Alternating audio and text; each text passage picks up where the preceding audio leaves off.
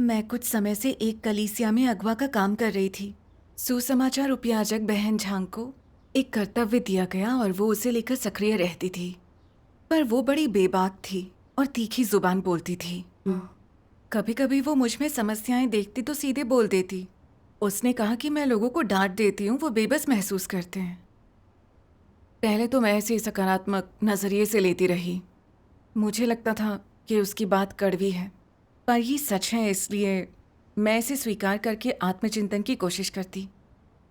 पर कुछ समय बाद उसे दूसरों के सामने मेरे कर्तव्य से जुड़ी समस्याओं पर उंगली उठाते और मेरी छवि की परवाह ना करते देख मेरे लिए इसे स्वीकार करना मुश्किल हो गया और मैं उसके प्रति पक्षपाती हो गई। एक बार कुछ उपयाजकों के साथ सभा में कोई कुछ बोल नहीं रहा था, तो मैंने उन्हें सवाल या मसले उठाने के लिए कहा। बहन झांग ने तुनक कर कहा, मैं संगति में लंबी बात करती हूँ तो तुम्हें अच्छा नहीं लगता, मुझे दबाव सा लगता है। उसने कहा कि कुछ दूसरे भाई बहन भी मेरे सामने बेबस महसूस करते हैं। मैंने कुछ लोगों को सहमति में सिर हिलाते देखा तो मेरा चेहरा तमतमाने लगा। अपनी छवि बचाने के लिए मैंने तर्क दिया कि सख्ती से बोलना मेरी आदत है। उसने कहा कि बात लहजे की नहीं थी, बल्कि ये मेरी अहंकारी प्रकृति की देन थी। बहन झांग मेरी गरिमा का कोई ध्यान नहीं रख रही थी। मेरे अंदर एक तूफान सा मचने लगा। तुम इसे झेल नहीं पाई। हाँ, मैं सोच रही थी, ये सच था कि वो संगति में बहुत घुमाकर बात करती थी, तो वो अपनी तरफ क्यों नहीं देखती, मेरे लिए मुसीबतें क्यों खड़ी कर रही है। उसे जरूर मुझसे कोई खार है, वो दूसरों की नजरों में मुझे गिराना चाहती है। क्या वो मुझ पर भड़क जाएंगे और कहेंगे कि मैं लोगों को डांटती हूँ और अहंकारी हूँ। इन विचारों ने उसके प्रति मेरे पक्षपात को और मजबूत कर दिया। कुछ उपयाचकों के साथ एक दूसरी सभा में उसने सबके सामने कहा कि मैं सिर्फ सकारात्मक चीज़ों पर संगति करती हूँ, खुद की भ्रष्टता पर नहीं। मैं अभी भी अहंकारी थी और लोगों को बेबस कर देती थी। मुझे लगा कि उसने मेरी अच्छाइयों के बारे में कुछ भी नहीं कहा, सिर्फ दोष गिनाए। क्या मैं सचमुच इतनी बुरी थी?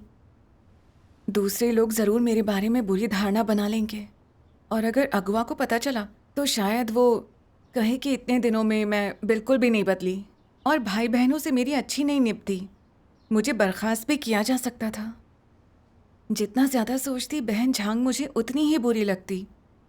वो हमेशा मुझे बेनकाब करती थी और मैं बिना बहस के हथियार डाल देती थी। वो मेरा आभार माने बिना हर सीमा लांघ रही थी, मेरी छवि का ख्याल किए बिना मेरी समस्याएं उजागर कर दी। मुझे लगा उसकी समस्याओं को उजागर करने के लिए मुझे भी सही अवसर ढूंढना होगा ताकि उसे उसकी सही जगह दिखा सकूं। ये सोचकर मैंने अपनी जबान बंद ही रखी। बाद में मुझे पता चला कि बहन झांग की जिम्मेदारी वाले सुसमाचार कार्य में नतीजे नहीं मिल रहे थे और उसके कर्तव्य में कुछ समस्याएं भी थीं। मैं इस बारे में सबके सामने बोलकर उसे नीचा दिखाना चाहती थी, पर इससे पहले ही उसने मुझसे सुसमाचार फैलाने के मेरे हाल के प्रयासों के बारे में पूछ लिया। मैं ठगी से रह गई और सकपका गई। मुझे लगा कि मेरे पीछे ना पड़कर उसे आत्मचिंतन करना चाहिए कि सुसमाचार का काम क्यों ठीक नहीं चल रहा। वो जानती थी कि मैं कलीसिया के काम में व्यस्त थी और प्रचार नहीं कर रही थी, तो ये पूछकर क्या वो मुझे नीचा नहीं दिखा रही थी? उसका मुझे शर्मिंदा करना मैं चुपचाप स्वीकार नहीं सकती थी। मुझे भी उसकी समस्याओं के बारे में खुलकर बोलना चाहिए ताकि वो अपना सिर न उठा सके। इन्हीं इरादों से मैंने एक उपयाजक से कहा, बहन झांग के सुसमाचार कार्य में कुछ समस्याएं हैं और वो आलोचना नहीं सुनेगी। वो आत्मचिंतन करने के बजाय दूसरों की समस्याओं को तूल देगी। उस उपयाचक को भी लगा कि समस्या बहन झांग में ही थी। मुझे उस वक्त थोड़ा अपराध बोध हुआ। फिर मुझे लगा कि उसी ने पहले मेरी आलोचना कर मुझे शर्मिंदा किया था, वो इसी के लायक थी। बाद में सभाओं में अपनी हालत बताने के नाम पर मैं उसके खिलाफ अपनी भड़ास निकालने लगी। मैंने कहा, पिछली सभा में सुसमाचार कार्य के बारे में पूछा तो बहन झांग व्यवहारिक काम न करने पर आत्मचिंतन करने के बजाय मुझसे सुसमाचार साझा करने को लेकर सवाल पूछने लगी।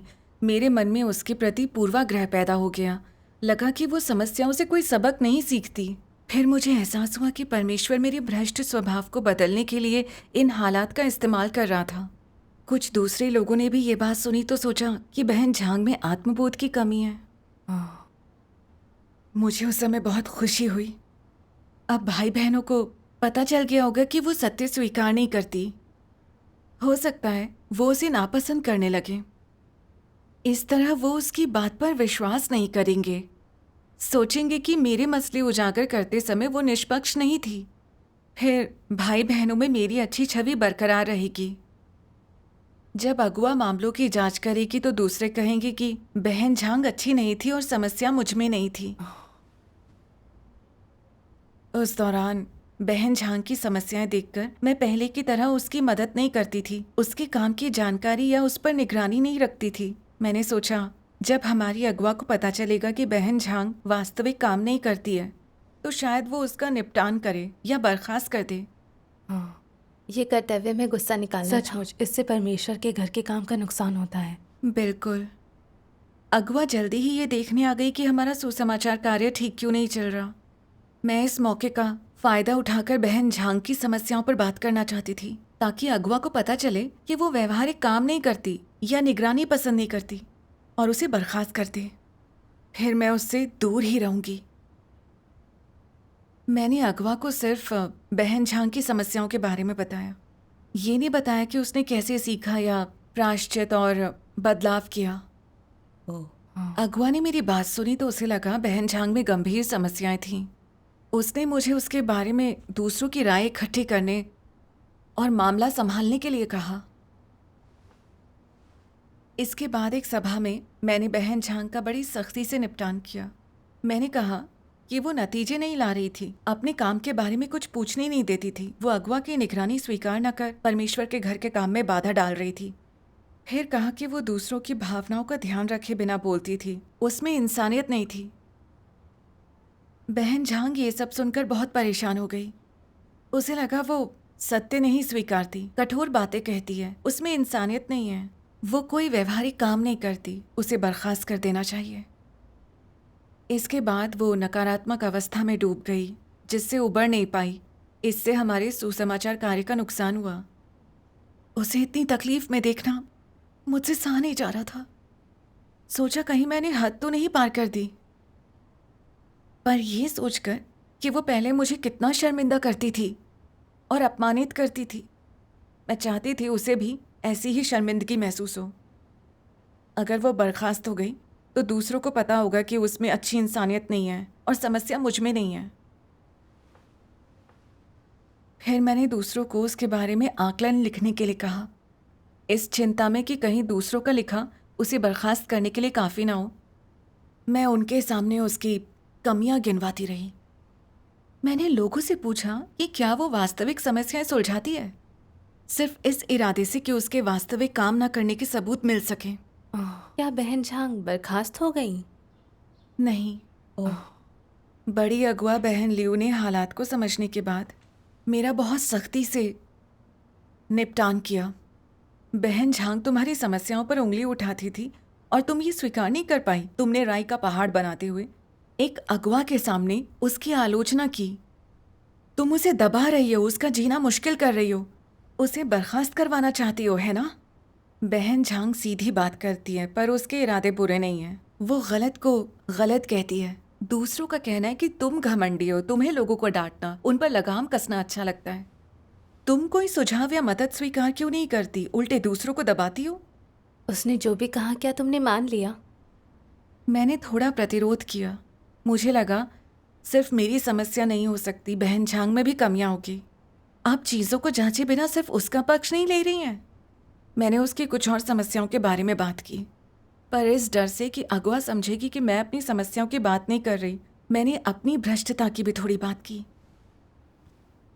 बहन लियू ने देखा कि मैं खुद को बिल्कुल भी नहीं समझती, तो उन्होंने मुझे परमेश्वर के वचन पढ़ने के लिए कहा कि कैसे मसीह विरोधी आलोचना को ठुकराते और दूसरों को दबाते हैं। उन्होंने ये विश्लेषण भी किया कि मैं अपना रुतबा बचाने के लिए ये सब कर रही थी। मैं मसीह विरोधी पथ पर थी। इससे बहन झांग को दुख पहुंचा और परमेश्वर के घर के काम पर असर पड़ा। अगर मैंने प्रायश्चित नहीं किया तो मुझे बर्खास्त कर दिया जाएगा। मैं बहुत डर गई। मुझे उजागर कर हटाए जाने का एहसास हुआ तो मैं नकारात्मक अवस्था में डूब गई। कुछ समय तक जैसे तैसे काम करती रही, भाई बहनों की बुरी हालत पर संगति कर मदद नहीं करना चाहती थी। हमारी कलीसिया के प्रोजेक्ट भी अच्छे नहीं चल रहे थे। तुमने कब खुद को समझना और आत्मचिंतन करना शुरू किया? बाद में मुझे बहुत सी रुकावटों का सामना करना पड़ा। फिर एहसास हुआ कि मैं गलत थी। आलोचना से कोई सबक सीखने की बजाय नकारात्मक और प्रतिरोधी हो गई थी।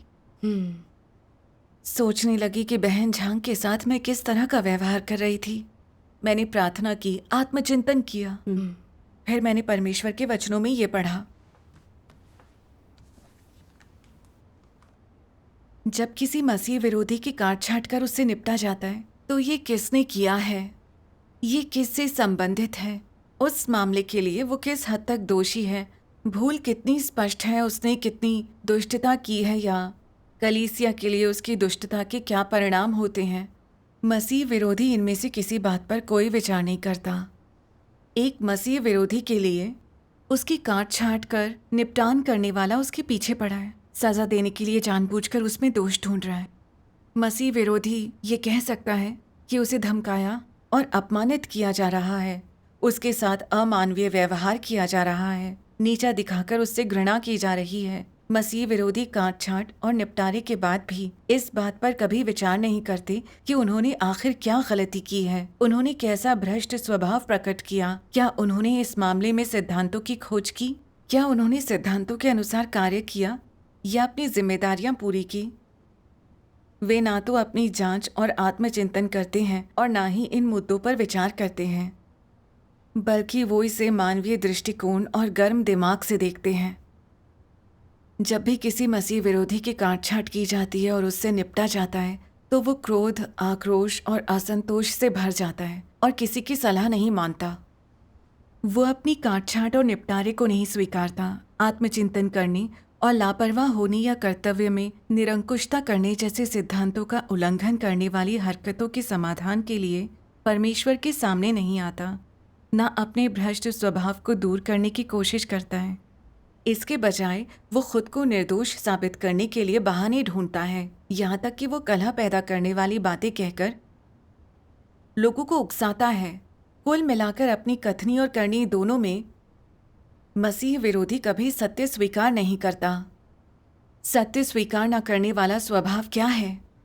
क्या ये सत्य से ऊबना नहीं है? ये बिल्कुल ऐसा ही है।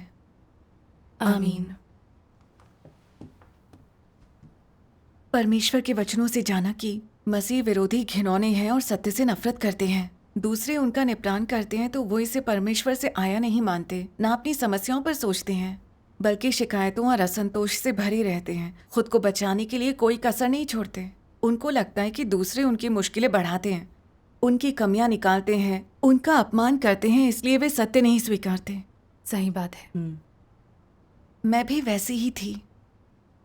जब बहन झांग ने मेरे अहंकार और मेरे काम की समस्याओं पर उंगली उठाई तो मैंने आत्मचिंतन नहीं किया। मुझे लगा वो मुझ में मीन नेक निकाल रही है, मुझे नीचा दिखाना चाहती है, इसलिए मैंने पलटवार कर उसे सजा दी। जब बड़ी अगुआ ने बहन झांग को दबाने और मसीह विरोधी की राह पर चलने के लिए मुझे उजागर किया तो मैं और भी उखड़ गई, अपने बचाव में बहस करती रही। मुझे लगा वो बहन झांग का पक्ष ले रही है, इसलिए मैं कड़ा विरोध करती रही। मैं आलोचना को मसीह विरोधियों की तरह ही देख रही थी, सत्य से बिदकने का शैतानी स्वभाव दिखा रही थी। उस समय लगा कि मैं खतरनाक हालत में थी। मैं गलत राह से हटकर आत्मचिंतन करके प्रायश्चित करना चाहती थी। परमेश्वर का धन्यवाद। मेरे साथ काट छाट और निपटान होने पर मुझे लगता है कि लोग मेरे लिए मुश्किलें खड़ी कर रहे हैं तो मैं अड़ जाती हूँ। अब मैं देख पा रही हूँ कि वो सत्य से बिदकने और शैतानी स्वभाव की अभिव्यक्ति है। बिल्कुल। हाँ। फिर अपने धार्मिक कार्य में मैंने वचनों का एक अंश पढ़ा। परमेश्वर के वचन कहते हैं, क्या तुम इसलिए लोगों को दंडित करने के तरीके सोचते हो क्योंकि वो तुम्हारी पसंद के अनुरूप नहीं है? क्या तुमने पहले भी ऐसी चीजें की हैं? तुमने ऐसी कितनी चीजें की हैं? क्या तुमने अप्रत्यक्ष रूप से लोगों को नीचा दिखाते हुए उन्हें परेशान कर व्यंग्य नहीं किया? जब तुम ऐसा कर रहे थे तब तुम लोगों की स्थितियां क्या थीं? तुम अपनी भड़ास निकाल रहे थे, तब तुम्हारी हर बात मानी जाती थी। हालांकि उसके बाद तुमने आत्मचिंतन किया, मैं परमेश्वर का भय नहीं मानता और मैंने उस व्यक्ति के साथ अच्छा व्यवहार नहीं किया, क्या तुमने खुद को दोषी महसूस किया? हाँ, हालांकि तुम लोग परमेश्वर का भय नहीं मानते हो, लेकिन तुम्हारे अंदर अंतरात्मा की कुछ समझ है। तो क्या तुम अभी भविष्य में इस तरह की चीजें करने में सक्षम हो? जब तुम लोगों को नापसंद करते हो, उनसे तालमेल नहीं बैठा पाते, या जब वे तुम्हारी बात नहीं मानते या नहीं सुनते, तो क्या तुम उन पर हमला कर उनसे बदला ले सकते हो? क्या तुमने कभी ऐसा किया है? जो व्यक्ति ऐसी चीजें करता है उसमें कैसी इंसानियत है? दुर्भावनापूर्ण इंसानियत है। सत्य से मापें तो वो परमेश्वर के प्रति श्रद्धा नहीं रखता। अपनी कथनी और करनी में उसके कोई सिद्धांत नहीं होते, वो हमेशा अपनी मनमानी करता है। क्या ऐसे लोगों ने परमेश्वर भीरू होने में प्रवेश किया है? बिल्कुल भी नहीं। आमीन। परमेश्वर के वचनों ने मुझे बेनकाब कर दिया। मुझ में परमेश्वर के लिए जरा भी श्रद्धा नहीं थी। मुझ में बुरी इंसानियत थी। जो भी मेरा अपमान करता था, मैं उससे बदला लेने के लिए तुल जाती थी। जब बहन झांग ने बेबाकी से मेरी समस्याएं गिनाई तो लगा उसने उपयाजकों के सामने मुझे शर्मिंदा कर दिया। पहले तो मैं संयम में रहकर इसे किसी तरह झेल लेती थी, लेकिन जब ये बार बार होने लगा तो मेरे मन में उसके लिए कटुता पैदा हो गई। मैं उसमें कमियां निकालकर हिसाब चुकता करना और अपमान का स्वाद चखाना चाहती थी। जब मुझे उसके काम में समस्याएं दिखी तो इसे उसकी मदद करने की बजाय उसे डांटने और नीचा दिखाने का मौका समझ लिया। जब इससे बात नहीं बनी तो मैं और भी भड़क उठी। पीठ पीछे उसकी आलोचना करने लगी ताकि भाई बहन उसे नापसंद करके दरकिनार कर दें। मुझे लगा था फिर वो मेरे लिए मुश्किलें खड़ी करना बंद कर देगी और भाई बहनों की नज़रों में मेरी छवि सुधर जाएगी। मैंने जानबूझकर अगवा से उसकी समस्याओं की बात की ताकि वो उसकी आलोचना करके उसे बर्खास्त कर दे। मेरी ये हरकतें बहन झांग के लिए बेहद दुखदाई और पीड़ाजनक तो थी ही, इनसे सुसमाचार के काम को भी नुकसान पहुंचा। बिल्कुल। मेरी प्रकृति सचमुच बहुत दुष्ट और घिनौनी थी। मैं थोड़ा सा अपमान भी नहीं झेल पाई थी। मुझ में जरा भी इंसानियत नहीं थी। मैंने सोचा कि परमेश्वर ने मुझे ऊंचा उठाकर एक अगवा बनाया था ताकि मैं दूसरों के साथ काम कर सकूं, ताकि हम एक दूसरे की मदद कर सकें और अपनी जीवन स्वभाव बदल सकें। पर मैं अपने मान और रुतबे के लिए बहन झांग से बदला लेने पर तुल गई थी। इससे दूसरों के लिए कितनी परेशानी खड़ी हो गई थी। मैंने भाई बहनों को तकलीफ पहुंचाई, परमेश्वर के घर के काम में रुकावट डाली। मैं सचमुच बहुत बुरा कर रही थी। सही बात है। बाद में परमेश्वर के वचन पढ़कर मुझे अपनी दुष्ट प्रकृति की कुछ समझ आई। इसका एक वीडियो पार्ट देखें। बहुत बढ़िया। सर्वशक्तिमान परमेश्वर कहते हैं, हमला और बदला एक प्रकार की कार्रवाई और प्रकाशन है जो एक दुर्भावनापूर्ण शैतानी प्रकृति से आता है। ये एक तरह का भ्रष्ट स्वभाव भी है। लोग इस प्रकार सोचते हैं, अगर तुम मेरे प्रति निर्दयी होगे तो मैं तुम्हारे प्रति न्यायी नहीं होऊंगा। अगर तुम मेरे साथ इज्जत से पेश नहीं आओगे तो मैं भला तुम्हारे साथ इज्जत से क्यों पेश आऊंगा? ये कैसी सोच है? क्या ये बदले की सोच नहीं है? किसी साधारण व्यक्ति के विचार में क्या ऐसा नजरिया व्यवहार्य नहीं है? क्या इस बात में दम नहीं है? मैं तब तक हमला नहीं करूंगा जब तक मुझ पर हमला नहीं किया जाता। अगर मुझ पर हमला किया जाता है तो मैं निश्चित रूप से जवाबी हमला करूंगा। और जैसे को तैसा अविश्वासी अक्सर आपस में ऐसी बातें कहते हैं। ये सभी तर्क मान्य और पूरी तरह इंसानी धारणाओं के अनुरूप हैं। फिर भी जो लोग परमेश्वर पर विश्वास करते हैं और सत्य का अनुसरण करते हैं, उन्हें इन वचनों को कैसे देखना चाहिए? क्या ये विचार सही हैं? नहीं। ये सही क्यों नहीं है? इन्हें किस तरह वर्णित किया जाना चाहिए? ये चीजें कहां से उत्पन्न होती हैं? शैतान से।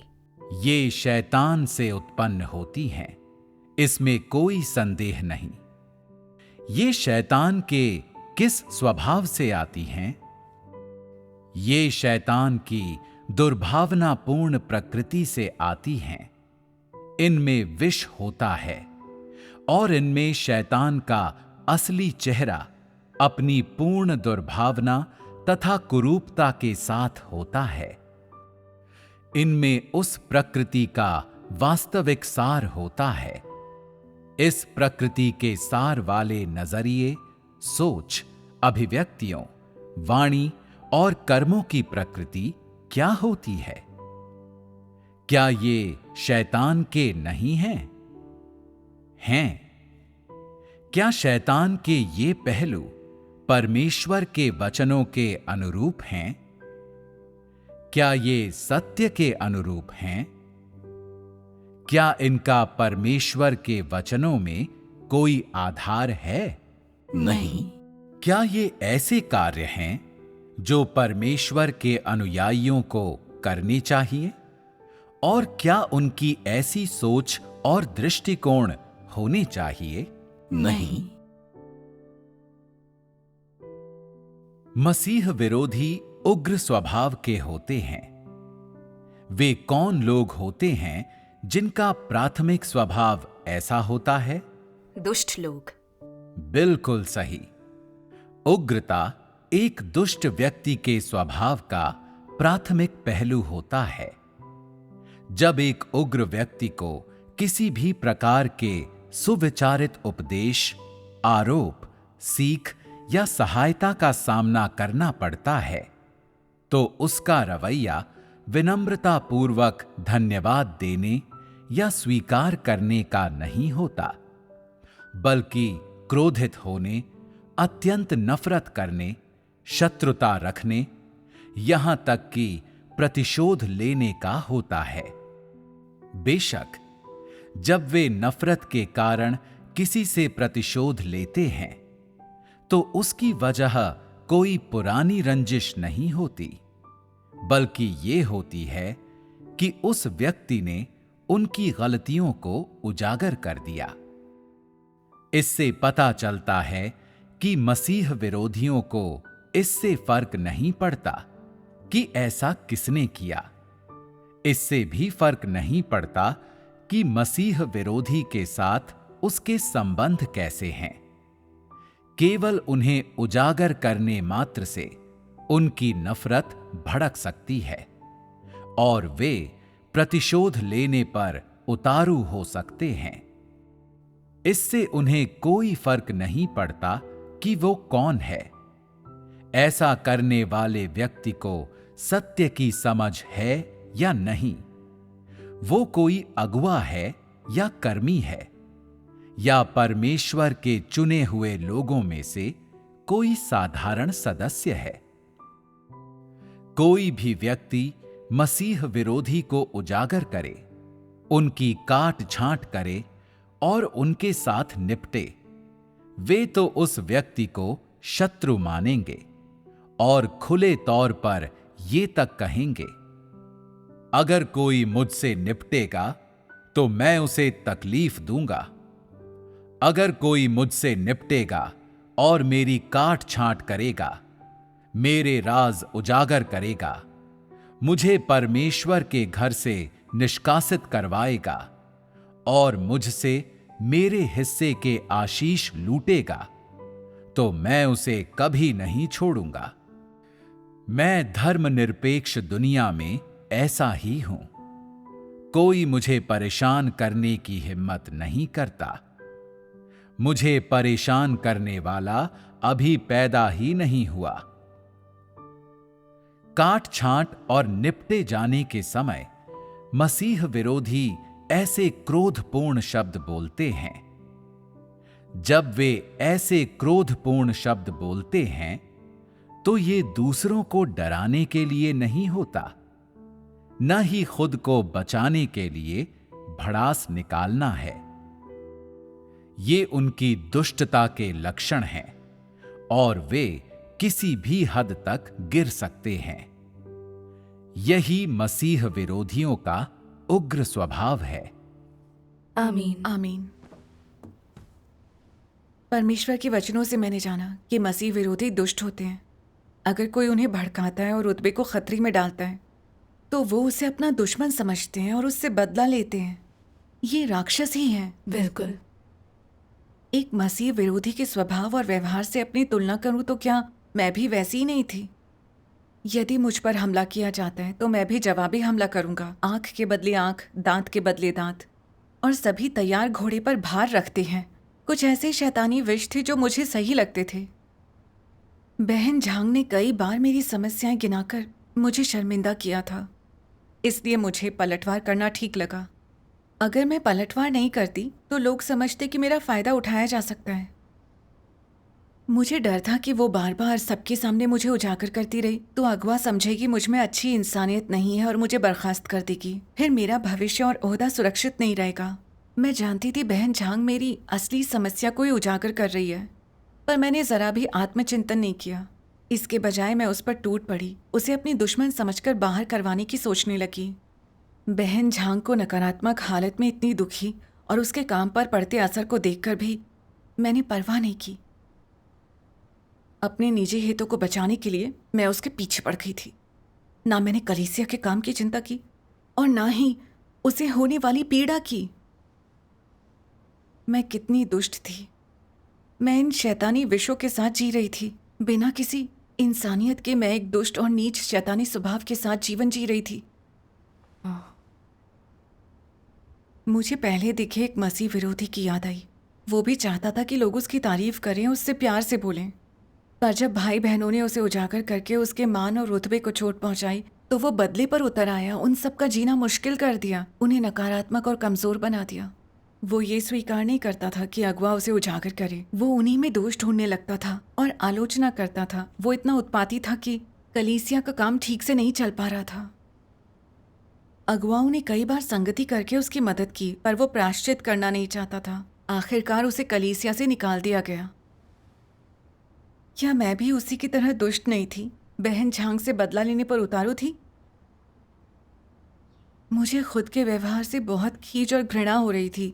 मैंने सच्चे मन से प्रायश्चित करने, बदलने और एक अलग इंसान बनने का संकल्प किया। ये एहसास होने के बाद तुमने क्या किया? मैंने दूसरों के साथ बर्ताव के सिद्धांत खोजे, और अगर किसी भाई या बहन के प्रति मन में पूर्वाग्रह पनपे तो क्या करना चाहिए। मैंने परमेश्वर के कुछ वचन पढ़े। मैं पढ़ूं? जरूर।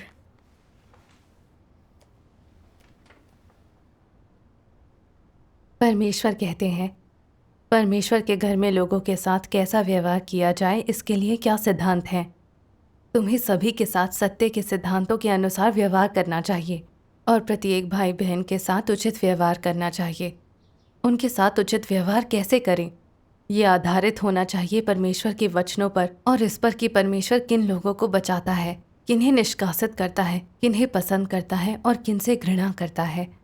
ये सत्य के सिद्धांत हैं। भाई बहनों के साथ प्रेमपूर्ण सहयोग और धैर्य से पेश आना चाहिए। कुकर्मियों और गैर विश्वासियों की पहचान कर उन्हें अलग कर दिया जाना चाहिए और उनसे दूर रहना चाहिए।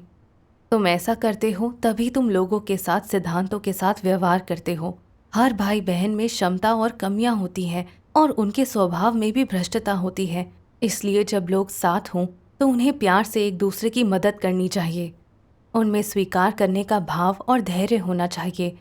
उन्हें ना तो मीन मेख निकालनी चाहिए और ना ही बहुत कठोर होना चाहिए। तुम्हें ये देखना होगा कि परमेश्वर मूर्ख लोगों के साथ कैसा व्यवहार करता है। वो अपरिपक्व अवस्था वाले लोगों के साथ कैसे पेश आता है। वो मनुष्य के भ्रष्ट स्वभाव के सामान्य प्रकटीकरण से कैसे पेश आता है और दुर्भावनापूर्ण लोगों के साथ कैसा व्यवहार करता है। परमेश्वर अलग अलग तरह के लोगों के साथ अलग अलग ढंग से पेश आता है। उसके पास विभिन्न लोगों की बहुत सी परिस्थितियों को प्रबंधित करने के भी कई तरीके हैं। तुम्हें इन सत्यों को समझना होगा। इन सत्यों को समझने के बाद तुम मामलों को अनुभव करना जान जाओगे और लोगों के साथ सिद्धांतों के अनुसार व्यवहार करने लगोगे।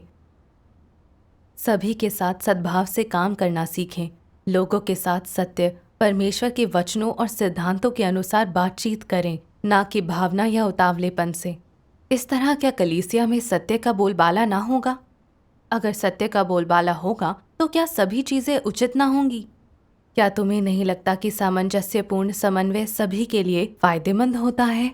इस तरह काम करना तुम लोगों के लिए फायदेमंद होता है। पहली बात, कर्तव्य पालन के समय ये तुम्हारे लिए शिक्षाप्रद और सार्थक होता है। इसके अलावा ये तुम्हें गलतियां करने, व्यवधान और गड़बड़ी पैदा करने और मसीह विरोधी रास्ते पर चलने से बचाता है। आमीन। इन वचनों से मैंने जाना हमें सभी लोगों से सत्य के सिद्धांतों के अनुसार व्यवहार करना चाहिए। अगर सच्चे विश्वासी जो सत्य को स्वीकार कर सकते हैं थोड़ी सी भ्रष्टता दिखाएं, जैसे कि हमारे प्रति घमंडी, मुंह फट होना, तो हमें उनकी कमियों पर ध्यान न देकर धैर्य से उनकी मदद और स्नेहपूर्वक संगति करनी चाहिए। सही बात है।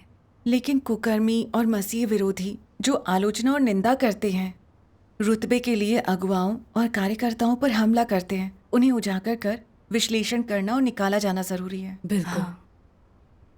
मैं जानती थी कि बहन झांग सच्ची विश्वासी थी जो कलीसिया के काम को बनाए रखती थी। वो बस थोड़ी तीखी जुबान की और बेबाक थी, पर उसका इरादा बुरा नहीं था। मेरी समस्याओं पर उंगली उठाकर वो अपने भ्रष्ट स्वभाव को समझने में मेरी मदद करना चाहती थी ताकि मैं कलीसिया के काम को नुकसान न पहुंचाऊं। सभाओं में मेरी कमियां बताने का मकसद था कि मैं अपने काम की खामियों को समझूं, करते हुए मैं सत्य के सिद्धांतों का अनुसरण करूं। ये कलीसिया के हितों की रक्षा थी। ऐसा करते हुए उसने थोड़ा भ्रष्ट स्वभाव भी दिखाया, पर मुझे उसके प्रति संवेदनशील और निष्पक्ष होना चाहिए। दरअसल दूसरों के नजरिए और सुझावों को स्वीकार करना मेरे हित में ही है।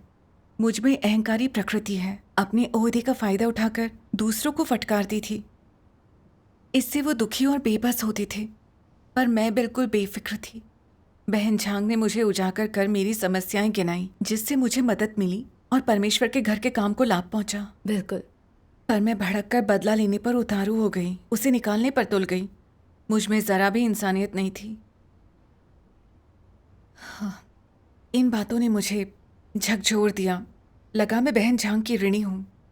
इसके बाद मैंने उसके सामने अपना दिल खोल कर रख दिया।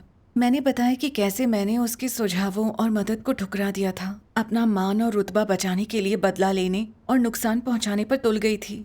मैं कितनी अहंकारी और दुष्ट थी। बहन झांग ने मेरे प्रति कोई द्वेष महसूस नहीं किया, बल्कि उसे अपना ही अहंकार दिखा कि वो दूसरों की भावनाओं का ख्याल रखे बगैर बोलती रही, इसलिए उन्हें कोई मदद नहीं मिली।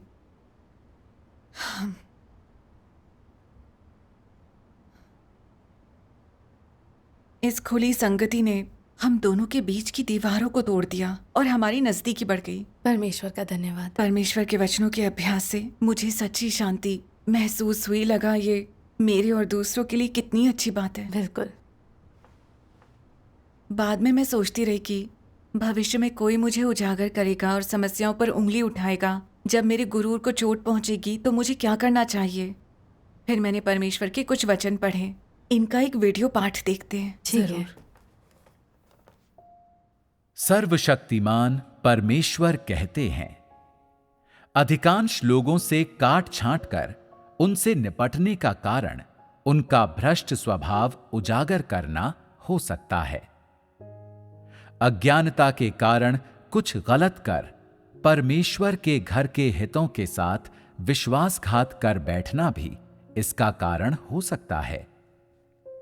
एक अन्य कारण यह भी हो सकता है कि अपने काम को जैसे तैसे निपटाने से परमेश्वर के घर के काम को नुकसान हो गया हो।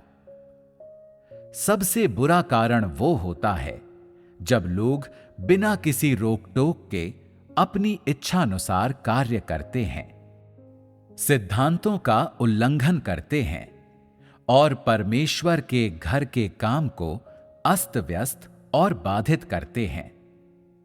लोगों की काट छांट और उनसे निपटे जाने के ये प्राथमिक कारण हैं।